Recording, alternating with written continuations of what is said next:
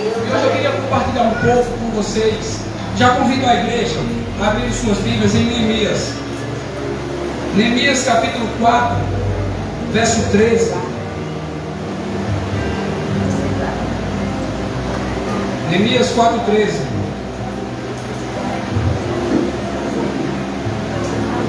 Vamos ficar todos de pé. Vamos fazer apenas um verso. Quem trouxe suas Bíblias, abram. Quem não trouxe, acompanha. Diz assim, Neemias 4, verso 13. Por isso, posicionei alguns dos povos atrás dos muros que eram mais baixos, nos lugares abertos, divididos por famílias, armados de espadas, lanças e arcos. Podem sentar. Nós vemos aqui apenas um personagem com o nome de Neemias. E talvez todos que aqui estão já ouviram o que Neemias fez no meio daquele povo de Jerusalém. Um dia ele se dispôs a fazer uma grande obra de reconstruir os muros de Jerusalém. E a Bíblia diz que quando ele chegou lá, ele começou a dar algumas voltas no muro. E é interessante observar que Neemias começou a olhar o muro. Ele percebeu onde o muro era alto, onde o muro era médio e onde o muro era baixo. E quando ele detectou onde os muros eram mais baixos, ele colocou famílias armadas. Porque Neemias entendeu que o inimigo ia entrar em Jerusalém não pelo onde os muros eram altos, mas onde os muros eram mais baixos. E quando a gente traz para nossas vidas espirituais, nós como seres humanos, todos nós temos os muros mais baixos das nossas vidas, que nós devemos tratar. Se nós queremos se conectar com Cristo, é necessário a gente reconhecer que nós somos limitados, que nós somos seres humanos, que nós somos falhos e que nós temos limitações na nossa vida. Nós temos, cada um tem e sabe quais são os seus muros mais baixos. Talvez você está aqui nesta noite e o muro baixo da sua vida seja pornografia, seja bebida, seja mentira. E você tem que identificar na sua vida o que é, para que você possa nos tratar. Vamos supor que você vai fazer uma prova.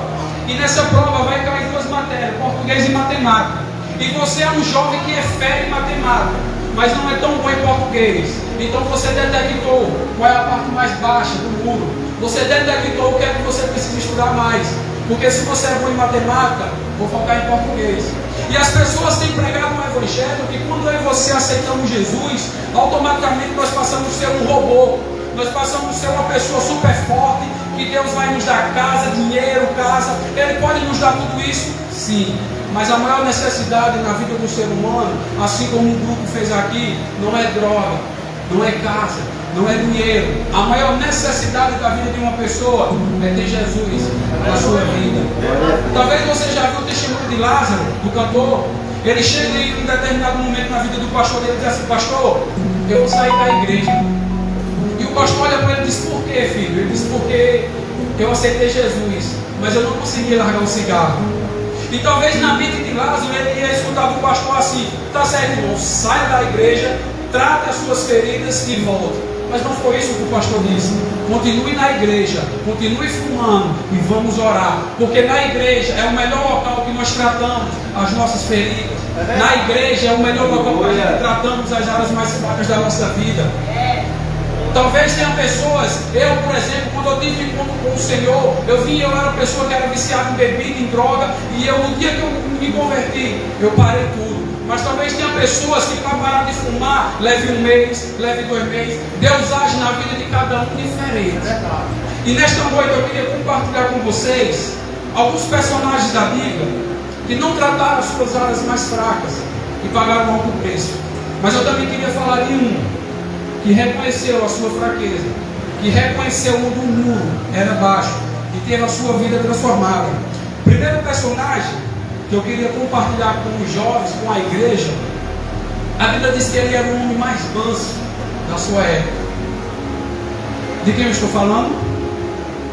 Moisés. Abra suas Bíblias em Números, capítulo 12.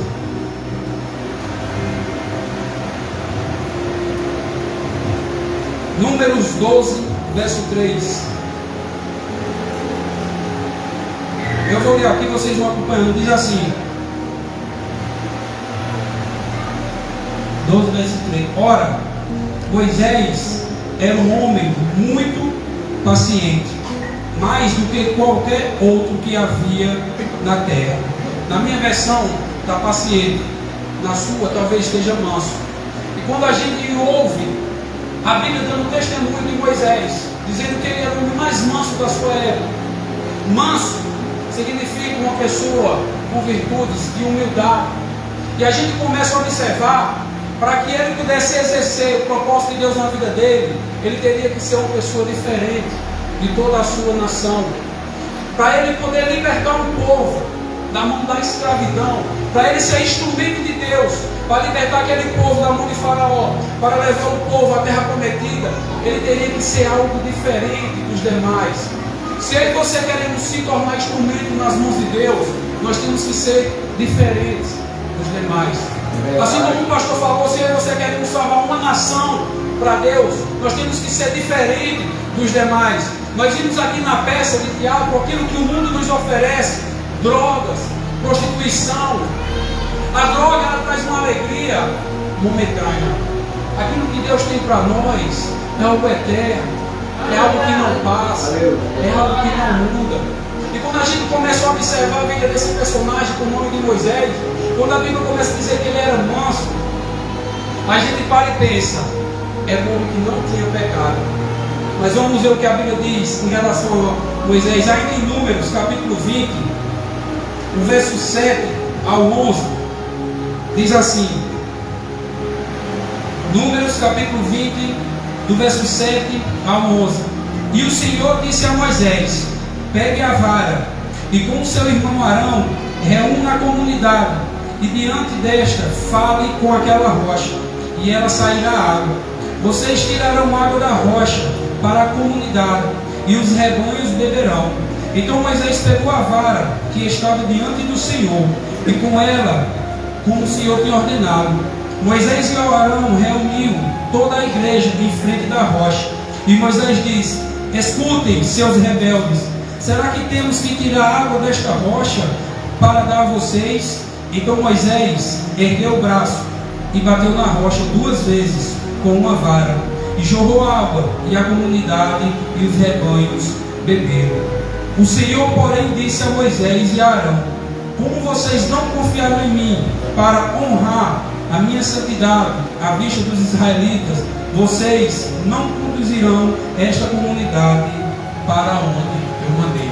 Observa a vida de Moisés. Uma hora a Bíblia declara ele como um homem manso, mas chega um determinado ponto na vida de Moisés, quando ele passa a direcionar aquele povo com mais de 1 milhão de pessoas, ele deixou a mansidão de lado.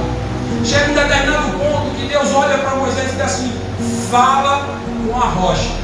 E eu fico imaginando Moisés direcionando mais de milhões de pessoas, e o pessoal ouvindo de Moisés: é, Moisés, foi para isso que Deus nos tirou do Egito, para morrer de sede? Ô Moisés, foi para isso que Deus nos tirou lá do Egito, para morrer de fome? Ô Moisés, foi para isso que Deus nos tirou do Egito, para que a gente possa andar nesse sol escaldante? E em um determinado ponto na vida de Moisés, ele chorou.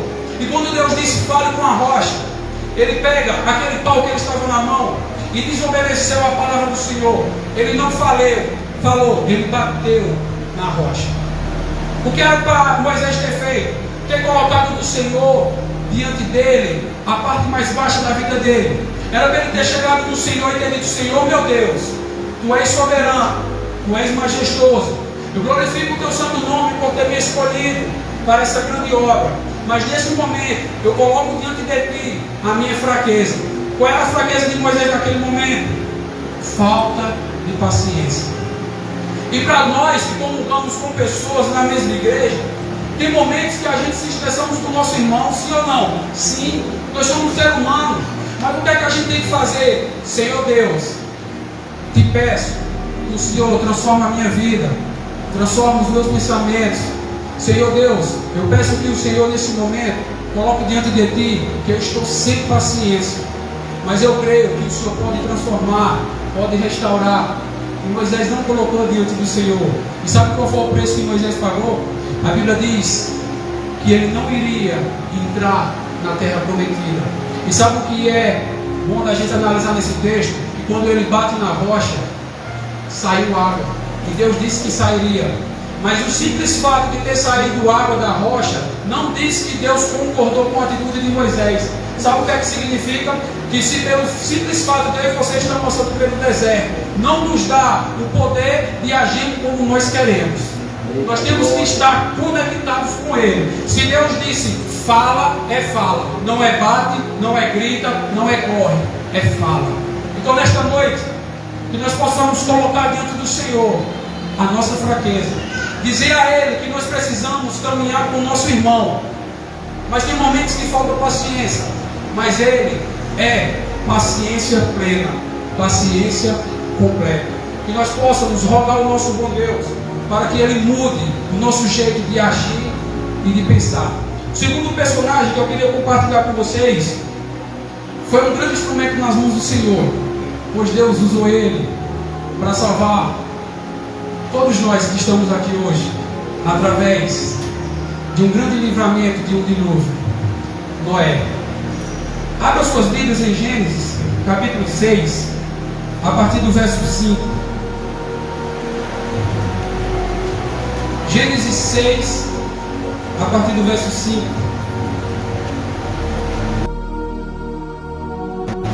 Diz assim: o Senhor viu que a perversidade do homem tinha aumentado na terra, e que toda a inclinação dos pensamentos dos nossos corações eram sempre e somente para a maldade. Então o Senhor arrependeu-se de ter feito o homem e sobre a terra, e isso cortou o coração de Deus. Disse o Senhor: farei desaparecer da face da terra o homem que criei, os homens e também os grandes animais, e os pequenos, e as árvores do céu. Arrependei-me, eu me arrependi de ter feito eles. Porém, Deus achou graça em Noé.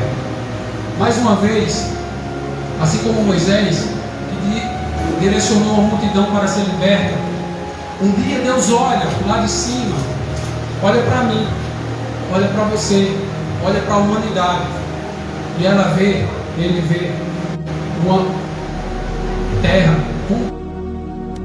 completamente voltada para o pecado.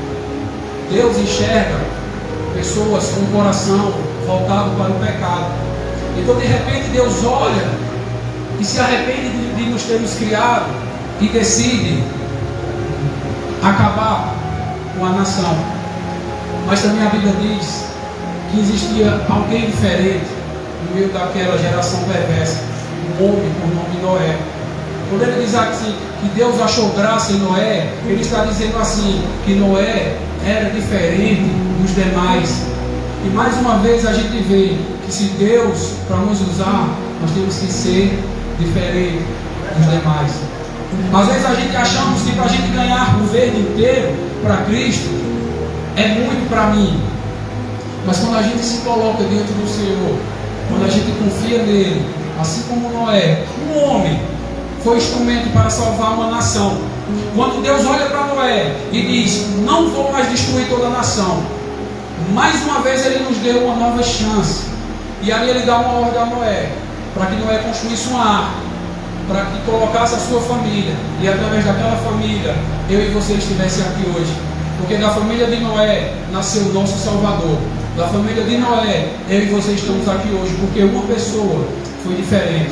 E quando a gente começa a analisar a vida de Noé, a gente para e pensa: era um homem também e não tinha pecado. Será? Olha o que diz em Gênesis 9, a partir do verso 20. Noé, que era agricultor, foi o primeiro a plantar uma vinha. Bebeu do vinho, embriagou-se e ficou nu dentro da sua casa. Cã, o pai de Canaã, viu a nudez do seu pai e foi contar aos seus dois irmãos que estavam do lado de fora. Mas Sem e Jafé pegaram a capa, levantaram-a sobre os seus ombros e andaram de costa para não ver a nudez do seu pai.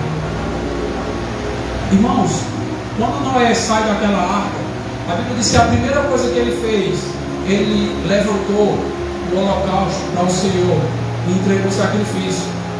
No outro dia, Uma das últimas cenas que a Bíblia vai narrar de Noé, sabe qual foi? Noé, bêbado, deitado e nu. Quando a gente olha, Noé, assim como Moisés, assim como eu e assim como você, ele tinha as partes mais baixas do muro dele. Qual era a de Noé? Bebida. A Bíblia diz que Noé ele era um agricultor. E por ele ser agricultor, ele sabia que o suco de uva fermentado iria deixar ele bêbado. O que era para Noé ter feito? Senhor Deus, eu sei que Tu és soberano, eu sei que Tu és grande. O Senhor me escolheu para essa grande obra aqui na terra. Mas eu coloco diante de Ti que eu tenho uma fraqueza. A minha fraqueza é bebida alcoólica. E talvez tem pessoas aqui hoje que, assim como Noé, as suas fraquezas seja pornografia, seja mentira, seja de respeitar pai, mãe. Nós temos as nossas limitações, nós somos limitados. Um homem que até um dia salvou a nação, no outro está deitado, nu, bêbado, a sua nudez exposta para que os seus filhos vejam. E a Bíblia diz que um filho mais novo entrou e riu da nudez do pai. E ele sai para fora, fala para os outros dois irmãos. E a Bíblia diz que os dois irmãos vieram de costa e cobriram a nudez do pai. Sabe por quê? Porque quando aqueles dois filhos viram o seu pai deitado e nu, eles olharam o pai dele não apenas por aquele momento, mas eles preferiram olhar o pai dele como uma história completa.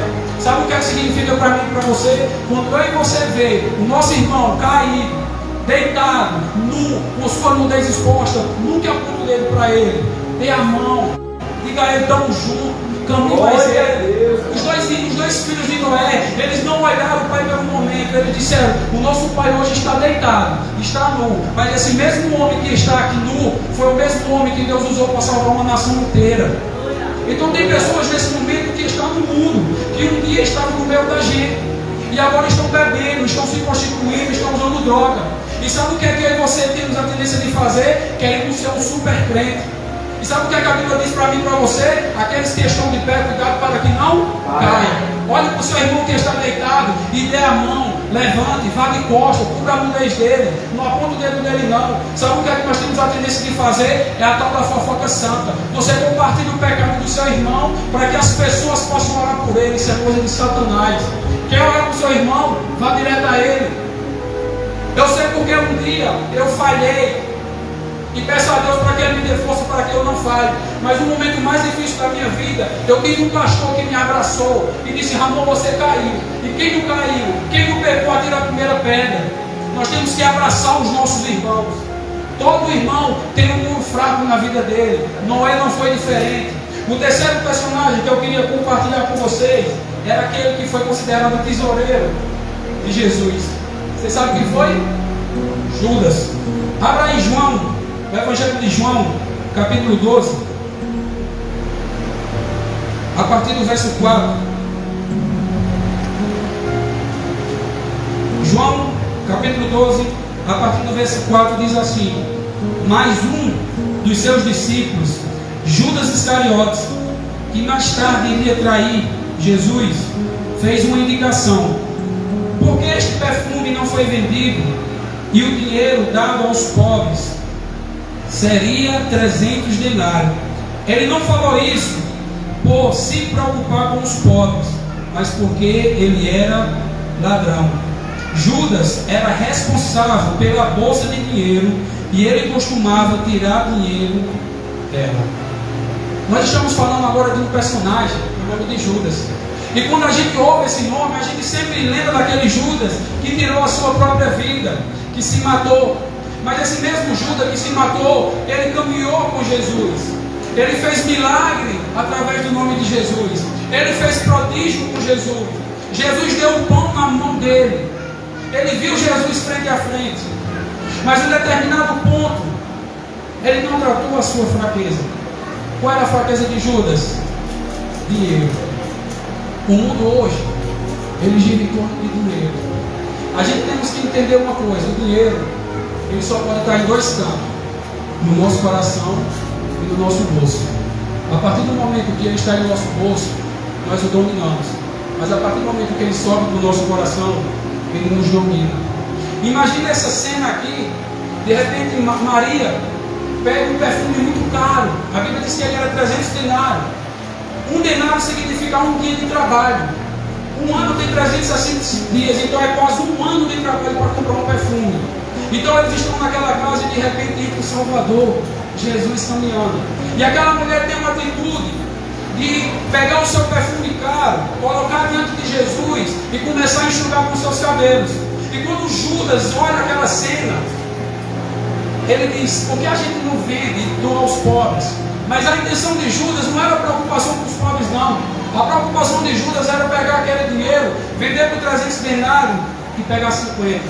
Sabe o que era para Judas ter feito quando Jesus estava montando a igreja primitiva? Senhor Deus, eu sei que Tu és soberano, eu sei que Tu és criador, e eu coloco diante de Ti a parte mais baixa do meu muro. Eu coloco diante de Ti que eu tenho uma fraqueza, e a minha fraqueza é dinheiro. Hoje nós crescemos com essa mentalidade que vem de geração para geração. Para que eu e você possa ser feliz, nós temos que ter duas coisas que o mundo diz: um bom casamento e um bom emprego. Mentira. Para que eu e você possamos ser felizes, nós temos que ter uma coisa: Jesus na nossa vida. É importante uma esposa, um marido? Sim. É importante o trabalho? Sim. O dinheiro é importante na nossa vida? Sim. Portanto, que ele não ocupa o maior lugar na nossa vida, que é Jesus. O nosso pastor ele tem o costume de dizer que a nossa vida cristã ela é uma escada. E cada degrau representa algo na nossa vida. Nós podemos colocar o dinheiro no primeiro degrau, família no segundo, mas no último degrau, o degrau mais alto, é Jesus. E esse personagem, ele não reconheceu a sua fraqueza. A gente conhecemos o final da história de Judas, ao ponto dele vendeu Jesus por 30 pratas. Ele abriu mão do seu Salvador por aquilo que ansiava no coração dele, que era o dinheiro. E no final da história dele, nem com dinheiro ele ficou, ele jogou fora. Que eu e você não abra mão de Jesus por nada nessa vida. Que nós possamos colocar diante dele as nossas fraquezas e pedir para que ele possa escrever uma nova história na nossa vida. Pedir para que ele nos dê um sentido. Pedir para ele de fato se fazer presente na nossa vida, para que a gente possa abrir as portas dos nossos corações e entender que ele é tudo que nós necessitamos, entender que ele é tudo que nós precisamos. E por fim, eu queria compartilhar a vida de um personagem, que é um dos personagens que eu mais amo na Bíblia, que é a vida de Jacó. Mas para que a gente possa entender o fim da história de Jacó, é necessário a gente entender o começo da história de Jacó. Vá lá em Gênesis, capítulo 25, verso 31. Gênesis, capítulo 25, verso 31. Diz assim: certa vez, quando Jacó preparava um ensopado, Esaú chegou faminto. Ele vinha do campo, pediu-lhe um pouco de ensopado vermelho e disse: estou morrendo de fome. Por isso também foi chamado aquele lugar de Edom. Respondeu-lhe Jacó: venda-me primeiro o direito de primogenitura do filho mais velho. É necessário você entender a cena. Jacó está em casa cozinhando. A Bíblia diz que o irmão dele era caçador, passou o dia caçando, não pegou nada. Chega diante de Jacó e ele declara: eu estou morrendo de fome. E qual a atitude de Jacó? Eu lhe dou alimento, portanto que você abra mão do direito de primogenitura. Sabe o que ele estava dizendo? Eu posso até ajudar o meu próximo, mas portanto que eu ganhe algo em troca. Para que eu e você estejam conectados com Jesus, é necessário a gente ter a alegria no nosso coração de ajudar o nosso próximo sem esperar nada em troca. Jacó ele poderia até matar a fome do seu irmão, mas se ganhasse algo. E quando eu leio esse texto, eu lembro, um dia eu estava em casa, e meu irmão chegou de São Paulo, chegou de viagem, e assim que ele chegou, muito difícil, sem trabalho, um filho, e ele chegou em mim e disse assim: Ramon, eu estou com esse aqui para te vender. Eu comprei ele por, acho que foi R$300 em São Paulo, e eu divido ele por R$25 para me comprar uma lata de leite para o meu filho, meu sobrinho. E eu peguei os 25 do bolso e dei a ele. Quando ele saiu, que eu botei a primeira música no meu ouvido, e eu comecei a chorar, porque eu ajudei o meu irmão, mas em troca de alguma coisa. Eu matei a fome dos meus sobrinhos, mas em troca de um Walkman. E eu não consegui ficar com aquele Walkman. Eu cheguei nele, pedi perdão para o Senhor. Senhor Deus, eu estou colocando diante de ti a minha fraqueza. Não permita que para eu ajudar o meu próximo, eu ganhar algo em troca. Que eu possa agir como o Senhor agiu. Que eu possa abrir mão dos meus ganhos para ajudar o meu irmão. E Jacó fez isso aqui. O próprio irmão de sangue. Independente se seja de sangue ou não. Que eu e você temos um olhar diferente para as pessoas. Olha o que diz ainda no capítulo 27, versos 19, ainda de Gênesis. Ele dirigiu ao pai dele e disse: meu pai. E ele respondeu: sim, meu filho. Quem é você? Jacó disse ao seu pai: sou eu, Esaú, o filho mais velho. Fiz como o Senhor mandou. Agora sente-se aqui, coma da pesca que o Senhor pediu e me abençoe. É necessário você entender mais essa passagem. Um dia, o pai de Jacó, Esaú, disse que ia abençoar o mais velho. Então a mãe de Jacó tem uma ideia e diz assim: olha, vai lá, se veste como Esaú, bota o perfume de Esaú, que o pai está velho, está cego, ele não vai te reconhecer. A gente estamos falando de um personagem que teve a audácia de mentir o seu próprio pai nos últimos dias de vida dele. E eu fico imaginando a mente de uma pessoa, aquele momento em que um parente está doente e que a medicina diz que ele vai morrer, e chama os parentes, e aquele momento é o momento de você perdoar, de você amar, de você olhar nos olhos e pedir perdão. Jacó fez ao contrário. Jacó teve a audácia de mentir o seu próprio pai. Aqui a gente estamos conhecendo um pouco da história de Jacó. Jacó tinha uma área mais fraca da vida dele também, que era a mentira. E eu estava fazendo um curso em Itaíba, e nesse curso, uma das aulas foi justamente em relação ao pecado. A gente estava estudando sobre o pecado.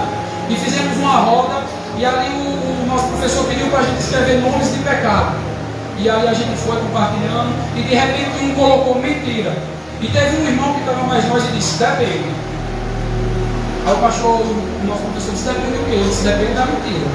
Porque se for uma mentirinha, aí, mas se for uma mentirona, e ali o nosso professor disse: não existe mentira pequena, não existe mentira grande. Às vezes, alguém chega em mim e diz assim: que horas são, Ramon? Aí às vezes falta 5 minutos para as 11.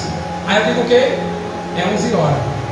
De repente, aquela pessoa que ouve, ela ia fazer uma prova no Enem, e os portões fecham 11 horas. Mas como eu disse que já era 11 horas, eu tirei a esperança dela de ir até o Enem. Se é 5 minutos para as 11, são 5 para as 11, porque ele tem 5 minutos para correr e ir. Então nós temos a tendência de mentir. Ele aqui, Jacó, era para ter colocado diante do Senhor a parte mais baixa do mundo da vida dele. Senhor Deus, Tu és majestoso, Tu és glorioso, mas eu coloco diante de Ti que eu tenho uma fraqueza. Qual era a fraqueza? Mentira. Pedir a Deus para que Ele transformar, restaurar, nos dar um novo pensamento. E para concluir, eu queria falar um pouco sobre o final desse personagem. Abra em Gênesis ainda, capítulo 32, a partir do verso 26.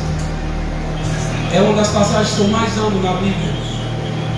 Diz assim, Gênesis capítulo 32, a partir do verso 26. Então o homem disse: deixa-me ir, pois o dia já rompeu. Mas Jacó lhe respondeu: não te deixarei ir, a não ser que o Senhor me abençoe. O homem perguntou: qual é o seu nome? E ele respondeu: Jacó. Então disse o homem: seu nome não será mais Jacó, mas sim Israel, porque você lutou com Deus e com o homem e venceu. Prosseguiu Jacó: peço que digas o teu nome. Mas ele respondeu: por que perguntas o meu nome? E ali o abençoou. O final desse personagem, ele tem um encontro com um homem. Esse homem está aí com o nome de anjo, com um A maiúsculo. Era o próprio Jesus, era o próprio Deus. Em um determinado ponto dessa luta, ele agarra de Jesus e diz assim: eu não te largo enquanto o Senhor não me abençoar. Sabe o que é que Jacó estava dizendo aqui? Senhor Deus, eis que fala com o Senhor um mentiroso, um enganador, um trapaceiro. O nome Jacó significa enganador, suplantador, aquele que tira vantagem até da sua própria sombra. Senhor, até quando eu vou viver nessa minha vida? Senhor, eu estou colocando diante de Ti que eu sou uma pessoa cheia de defeitos. Senhor, eu estou colocando diante de Ti as partes mais baixas do meu muro. Eu peço que o Senhor não saia daqui antes de me abençoar. E esse personagem, ele fala um pouco da minha história, porque aos 12 anos eu tive o meu primeiro encontro com a bebida alcoólica. Aos 15 eu tive a minha primeira internação. Um jovem de 15 anos que já era viciado em bebida, que estava no leito do hospital, e o médico chamou minha mãe e disse assim: mãe, ou ele para de beber ou ele morre. Eu tinha epilepsia e eu não podia encostar em bebida, mas eu bebia. E a minha mãe ouviu isso na boca do médico, de um jovem de 15 anos. Passou-se os dias, aos 16 anos eu tive o meu primeiro encontro com as drogas. A bebida, ela é um instrumento que Satanás usa na vida da nossa juventude. E ali, quando eu tive o meu primeiro encontro com as drogas, eu comecei a fazer coisas que só uma pessoa sabe que usa droga. Às vezes a gente tem a tendência de julgar as pessoas, mas a gente temos que entender que a nossa luta não é contra o nosso irmão. A nossa luta é contra os principados e potestades. Nós temos que olhar para um drogado e ver naquele drogado que Deus pode fazer uma grande obra na vida dele. Fui preso, passei alguns meses ali no presídio. Quando eu saí, eu disse: vou mudar. Mudei? Não. Porque eu queria mudar com a minha própria força. E ali eu comecei a juntar um dinheiro e comprei um som. Passei 4 anos da minha vida montando um som. Gastei 10 mil reais no som. No primeiro dia que eu montei, eu fui para uma festa. Quando eu estou na festa, chega minha namorada, que hoje é minha esposa, uma pessoa que Deus levantou na minha vida. E quando eu vi ela, no meio dos meus amigos, eu quis dar uma de mão e agredi ela fisicamente. Porque quando eu era mais jovem, quando eu chegava em casa, 12, 13 anos, eu via meu pai com uma faca amolando, e eu perguntava: para que essa faca? E ele dizia: vou matar sua mãe. E eu cresci com aquilo na cabeça. A gente se mudava dia após dia para que meu pai não pudesse fazer um ato na minha mãe. A gente já saiu de casa à noite com o carro sem farol, com meu irmão sem saber dirigir, dirigindo. Deus já tinha uma obra na minha vida. E eu cresci vendo aquilo. E a gente sabe que quando a gente cresce com algo, existe a maldição hereditária que passa de pai para filho. Mas um dia eu encontrei alguém diferente, assim como o Jacó encontrou. E no dia que eu encontrei ele, as palavras de Jacó foram as minhas. E no dia 12 de outubro de 2013, 7h30 da noite, nunca me esqueci a hora que eu falei com o meu Salvador. Quando eu chegava no trabalho, depois que eu aprendi minha namorada na época, eu trabalhava 5 anos fichado. Não recebi 10 centavos, todo o dinheiro foi para fazer exame para ela. E quando eu chegava no trabalho, eu trabalhava por volta de 9, 11 pessoas. E quando ia ter viagem, as pessoas diziam ao dono da empresa: não me bota para viajar com o Ramon não. Isso na minha frente, eu vendo. Sabe, uma grande dor é a dor do desprezo. E eles diziam: não me bota não para viajar mais ele não. Eu chegava em casa, estava minha mãe chorando de um lado, meu pai do outro, os meus irmãos olhavam para mim e diziam que eu era um monstro. E eu chegava no trabalho, as pessoas me julgando. As pessoas dizendo que para a minha vida não tinha mais solução. Até o ponto que um disse: pega uma corda e se mata. E aquilo começou a minar no meu coração, achando que de fato não tinha mais solução para a minha vida. E quando foi 11 horas da manhã, um homem que não é crente, uma pessoa que é viciada em bebida, disse assim: Ramon, eu tenho um presente para te dar. E quando foi 2 horas da tarde, ele trouxe uma Bíblia pequena, é o meu troféu, capa preta. E eu cheguei em casa, e eu li um verso que diz assim: o Senhor é o meu pastor, e nada me faltará. E quando eu li aquele verso, eu não entendi como fazer dele o nosso pastor, como nada nos faltar, para que a gente possa entender esse verso. De fato, nós temos que fazer dele a nossa maior alegria. 7h30 da noite, no ano 2013, eu dormi em uma beliche. Eu botei um pano para que meus irmãos não vissem eu conversando com Jesus. Eu venho de uma família que é devota de Padre Cícero. A gente cresceu enganado, achando que para a gente alcançar algo, a gente precisava de intermediador entre Deus e os homens. Mas naquele dia, assim como Jacó, eu cobri a minha velhice e disse: Senhor Deus, eu creio que o Senhor existe. A minha vida está sem sentido. Eu sou uma pessoa desanimada, sem alegria. Eu sou uma pessoa que estou com pensamentos de morte. Eu sou uma pessoa que as pessoas não querem estar perto de mim. Então, em nome de Jesus, escreve uma nova história na minha vida.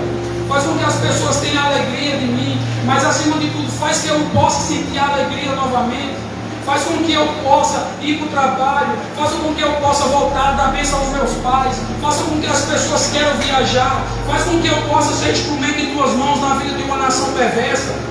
E assim como Jacó segurou ele com toda a força e diz assim: eu não te solto enquanto o Senhor não me abençoar. Que nesta noite eu e você possa fazer isso de Jesus. Que eu e você possa abraçar Ele. Que a gente possa fazer dele a nossa maior alegria, a nossa maior força, e pedir a Ele: Senhor, não sai da minha vida sem me abençoar. E a bênção que Jacó estava pedindo não era casa, não era carro, não era fama, como o grupo apresentou aqui, não era droga, era a presença de Jesus na vida dele.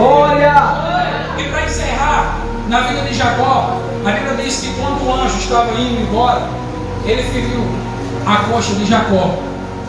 E Jacó passou a vida toda mancando. Sabe para quê? Para sempre que Jacó lembrar, olhar para aquela coxa, ele entender quem foi que fez aquilo na vida dele: Jesus. Vai ter momentos na nossa vida que nós vamos ficar com marcas. E essa marca tem o poder de salvar outras vidas. Lembra de Tomé? Olha, Tomé, Jesus ressuscitou. Eu só acredito se eu tocar nas marcas dos pregos. O que é que Jesus fez? Então toca. Ele reconheceu Jesus de fato. E sabe o que é na nossa vida? Eu e você temos marcas. E quando eu e você falamos das nossas marcas, não é que eu e você se orgulhamos de ser ex-drogado, ex-alcoólatras, qualquer tipo de vício, não. É para quando a gente olhar as nossas marcas. Eu posso olhar para um jovem hoje e posso falar do que é droga. Porque eu sei o que é droga, não porque me falaram, porque eu cheguei ao fim do poço. Talvez tenha pessoas aqui que possam chegar em um casal e dizer assim: eu sei o que é casamento porque eu quase me separei, mas Jesus entrou na minha vida. Talvez tenha pessoas aqui que eram alcoólatras e venceu a bebida. Pode chegar uma pessoa que é bêbada e dizer assim: eu sei o que é isso porque Jesus entrou na minha vida. Então, que em nome de Jesus, eu e você, nesta noite, ore, peça a Deus. Independente da gente ser cristãos, a gente acha que cristão não passa por situações difíceis. Como a nossa irmã falou, disse: a vida cristã é muito difícil. A gente vai ver personagens na Bíblia: o homem que foi segundo o coração de Deus, como foi Davi, mentiroso e assassino. Pedro negou Jesus. Então a gente vai ver personagens que a Bíblia não esconde as fraquezas deles, para que a gente possa entender que é possível ser humano, que é possível ser pecador, mas é possível fazer de Jesus a nossa maior alegria. Amém? Vamos ficar de pé e vamos fazer uma oração nesse momento. Deus é maravilhoso. Deus é bom. Nesse momento eu vou pedir que você faça uma oração silenciosa. Coloque diante do Senhor quais são as partes mais baixas do mundo da sua vida que você precisa transformar. Mas não faça isso sozinho, não. Peça a Deus para que Ele lhe dê força nesse momento. E depois eu faço a oração. Vamos 1 minuto para você orar.